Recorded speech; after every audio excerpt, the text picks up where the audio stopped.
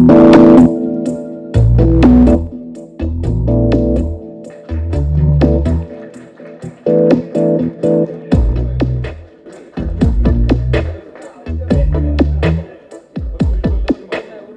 போறப்பு தான் நல்லா ருசிச்சு சாப்பிட கிடைச்சது. மனோபோலகம் முழுவதும் பருக்குது. அனைவருக்கும் தமிழ் புத்தாண்டு வாழ்த்துகள். நாளை புத்தாண்டு தினத்தில் அவருடைய உன் சமையலறையில் படத்தை பார்க்க போகிறேன். அப்படியே பின்னணி இசை சேர்ப்பும் நடக்கவிருக்கிறது. புத்தாண்டு தினத்தில் இந்த நிகழ்ச்சி, இந்த படம் வந்திருக்கிறது. இதில் இப்போ நீங்கள் கேட்ட பாட்டு, இந்த பொறப்பு தான் நல்லா ருசித்து சாப்பிட கிடச்சது அப்படிங்கிற காளிதாஸ் உடைய கேரக்டரு அவர் ஏற்று நடிச்சிருக்காரு. வாத்தியார் பாடம் சொல்லி கொடுக்குறப்ப இந்த பொறப்பு எதுக்கு நடந்திருக்குன்னா, பொறப்பு எதுக்கு கிடச்சிருக்குன்னா சாப்பிட்றதுக்காகத்தான் சார் பிறந்திருக்கோம் அப்படின்னு சொல்கிறாரு. உடனே பாட்டு ஸ்டார்ட் ஆகுது, இந்த பொறப்பு தான் நல்லா ருசித்து சாப்பிட கிடச்சதுன்னு. ஆனால் டியூன் போட்டாச்சு. தமிழ் உணவு வகைகளை பற்றியே பாட்டில் வரணும் அப்படின்னு சொல்லி பிரகாஷ் கேட்டதுனால அதை வச்சே பாடல் எழுதிட்டு பாடி பார்த்தா இல்லையே, இந்த பல்லவி சரியில்லையேன்னு தோணிக்கிட்டே இருந்தது. திடீர்னு ஒரு நாள், ஆனால் எனக்கு கம்போசிங் நேரத்தை தவிர வேறு நேரத்தில் இசையை பற்றியோ அல்லது என்ன பண்ணணுங்கிறத பற்றியோ நினைக்கிற ஆள் நான் இல்லை. அந்த நேரத்தில் என்ன வருதோ அந்த நேரத்தில் அதை கம்போஸ் பண்ணி தான் எனக்கு இது வரைக்கும் பழக்கம். ஆனால் முதல் முறையாக ரெக்கார்டிங் கிளம்பிகிட்ருக்கேன். பாட்டெல்லாம் எடுத்தாச்சு.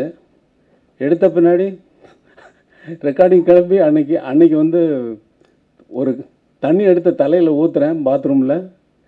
இல்லை, இந்த பொறப்பு தான் இந்த ஒரு நல்லா ருசித்து சாப்பிட கிடச்சதுங்கிற லைனில் இந்த பாட்டுக்கு வரணும், இதுதான் அந்த கேரக்டரு அப்படின்னு சொல்லி பிரகாஷ் ராஜ்கிட்ட ஸ்டுடியோவில் இது பாத்ரூமில் எனக்கு தோணுதியா அப்படின்னு சொன்னால், சார் இதுதான் கரெக்டு, இது கேரக்டருக்கு பொருத்தமாக இருக்குன்னு சொல்லி அந்த பாட்டை ரெக்கார்ட் பண்ண தான் இப்போ நீங்கள் கேட்டது. இந்த பொறப்பு தான் நல்லா ருசித்து சாப்பிட கிடச்சது, நல்லா சுட சுட மதுரை மல்லிப்பூ இட்லியை மீன் குழம்புல புரட்டி எடுக்கிறதுக்கு பிரகாஷ் ராஜ் புரட்டி எடுத்து உங்களுக்கெல்லாம் ருசியான சமையலறையை உங்களுக்கு காட்ட இருக்கிறார். இந்த படம் வெற்றி பெற எல்லாம் வல்ல இறைவனை வேண்டிக் கொண்டு உங்களிடமிருந்து விடைபெறுகிறேன். நன்றி, வணக்கம். இசைஞானி அவர்கள் இருக்கக்கூடிய மேடையில் நானும் அமர்ந்திருக்கிறேன் என்று சொல்கிற பொழுது இறைவனுக்கு நன்றி. இந்த 20ஆம் நூற்றாண்டு முடிவாக இருக்கட்டும் அல்லது 21ஆம் நூற்றாண்டு தொடக்கமாக இருக்கட்டும், குறிப்பாக தமிழ்நாட்டை பொறுத்தவரை வீட்டை விட்டு வெளியே கிளம்பிய ஒருவன் வீட்டுக்குள் திரும்புவதற்கு முன்பு 2 பேருடைய பெயரை கேட்காமலோ அவர் படத்தை பார்க்காமலோ அவர் பற்றிய செய்திகளை உரையாடி கொண்டிருந்த செய்திகளை கடந்து போகாமலோ வீட்டுக்குள் நுழைய முடியாது. ஒன்று புரட்சித் தலைவர், ஒன்று இளையராஜா அவர்கள். ஸோ அப்பேற்பட்ட ஒரு மனிதன் பக்கத்தில் இருக்கக்கூடிய ஒரு வாய்ப்பை எனக்கு பெற்றுக் கொடுத்த மல்டி டேலண்ட் பர்சனாலிட்டி என்று சொல்வார்கள். இந்த இந்தியாவில் அதிக மொழிகளில் நடித்தவர்கள் உண்டு. எனக்கு தெரிந்தவரை, எனது சிற்றறிவு கேட்டியவரை அதிக மொழிகளில் நடித்து நடித்த அத்தனை மொழிகளும் தானே டப்பிங் பேசிய ஒரே நடிகர் பிரகாஷ்ராஜ் அவர்கள் தான். அவரிடம் அந்த திறமை என்பது ஊற்றெடுப்பது போல எப்படி இவ்வளவு மொழிகள் பேச முடிகிறது, எப்படி மொழிக்கு ஏற்றவர் நடிக்க முடிகிறது. இப்போ தமிழ்நாடு என்று எடுத்துக்கொண்டால் கொங்கு தமிழ், நெல்லை தமிழ், மதுரை தமிழ், திருச்சி தமிழ் என்று சொல்வார்கள். இன்னும் சொன்ன போனால் சென்னை தமிழ், இன்னும் இலக்கிய தமிழ் அத்தனையும் பேசுகிறார். அதே போல தான் ஆந்திராவில், அதே போல தான் இந்தியில், அதே போல தான் கர்நாடகாவில். எப்படி இது சாத்தியம்? ஒரு மனிதனுக்குள் ஒரு வியந்து பார்க்கக்கூடிய ஒரு மனிதன். அவரோடு நடிப்பதை நான் பெரிய பாக்கியமாக நினச்சிட்டு இருந்தேன். ஆனால் அவர் இயக்கத்தில் நான் நடிப்பேன் என்று நான் நினைத்து கூட பார்க்கவில்லை. குறிப்பாக நான் தேசிய விருது பெற்ற உடனே என் வீட்டுக்கு ஒரு வாழ்த்து பூ அனுப்பியிருந்தார். உடனடியாக எனக்கு தொலைபேசியில் தொடர்பு கொண்டு எனக்கு வாழ்த்து சொல்லி ஒரு பத்திரிகையிலையும் எனது பெயரை தனிப்பட்ட முறை எல்லா கதாபாத்திரமும் ஏற்று அடிப்பதற்கு தகுதியுள்ளவன் தம்பிராமையா என்று குறிப்பிட்டிருந்தார். நான் நெகிழ்ந்து போனேன். அந்த ஒரு மனிதனுடைய இயக்கத்தில் இது குக்கு கதாபாத்திரமாக என்னை சரியாக அளவெடுத்து வேலை செஞ்சுருக்காங்க. நாங்கள் நிறையா படத்தில் நடிப்போம். நடிச்சுட்டு டப்பிங் பேச பொழுது பாதி இருக்கும், அப்புறம் படத்தை பார்க்கறவங்களும் அதில் மீதி தான் இருக்கும். அது சில அனுபவங்கள் எல்லா நடிகர்களுக்கும் உண்டு. ஆனால் இவருடைய படத்தில் நடித்ததே தெரியல.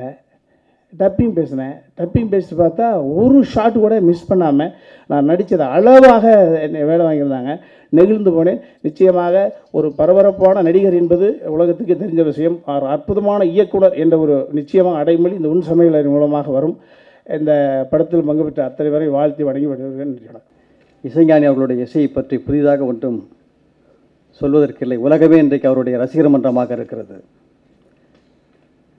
ஒவ்வொரு வீட்டிலும் காலையில் எழுந்தால் எப்படி கதவு திறக்கப்படுகிறதோ, மாலையில் ஒரு விளக்கேற்றப்படுகிறதோ, அப்படி ஒவ்வொரு வீட்டிலும் காற்றாகவும் ஒளியாகவும் இசைஞானியினுடைய இசைதான் இன்றைக்கு ஒலித்து கொண்டிருக்கிறது. நான் அடிக்கடி சொல்வேன், ஒரே வரியில் சொல்வதென்றால், இந்த உலகத்தை ஆள்வதற்கு செங்கோல் தேவையில்லை, ஒரு புல்லாங்குழல் போதும் என்று நிரூபித்தவர் இசைஞானி அவர்கள். அவருடைய இசையில் மற்ற கவிஞர்களுக்கு கிடைக்காத ஒரு பாக்கியம் இந்த படத்தில் எனக்கு கிடைத்தது. இந்த படத்தில் ஒரு சூழலில் கதாநாயகனும் சந்திக்கிற இடத்தில் சந்திக்க முடியாத அந்த இரவை ஒரு கவிதையாக எழுத வேண்டும் என்று பிரகாஷ்ராஜ் அவர்கள் சொன்னார்கள். அந்த கவிதையை இசைஞானி அவர்கள் இசையமைத்தார்கள். என்ன ஆச்சரியம் என்றால், பிரகாஷ்ராஜ் சாரும் நானும் ஞானவேல் 3 பேரும் கொண்டு போய்ட்டு அந்த கவிதையை கொடுக்குறோம். சரி வாங்க உட்காந்து மியூசிக் பண்ணணும்னு சொல்லி எடுத்துகிட்டு போய் ஹார்மோனியப்பட்டில் வச்சுட்டு நம்ம வாசிக்கிற நேரத்தில் அவர் வாசித்து முடிச்சுட்டார். அதுதான் ரொம்ப வியப்பாக இருந்துச்சு. உடனே பிரகாஷ் சார், ஞானவேல் ராஜ் சார் எல்லோரும் அப்படியே கைதட்டி வியப்பாக அவரை பார்த்துக்கிட்டே இருந்தான். அதுதான் இசைஞானி அவர்கள். இந்த அழகான வாய்ப்பை வழங்கிய, அற்புதமான வாய்ப்பை வழங்கிய இருவருக்கும் என்னுடைய நன்றியை தெரிவித்துக் கொள்கிறேன். நன்றி, வணக்கம்.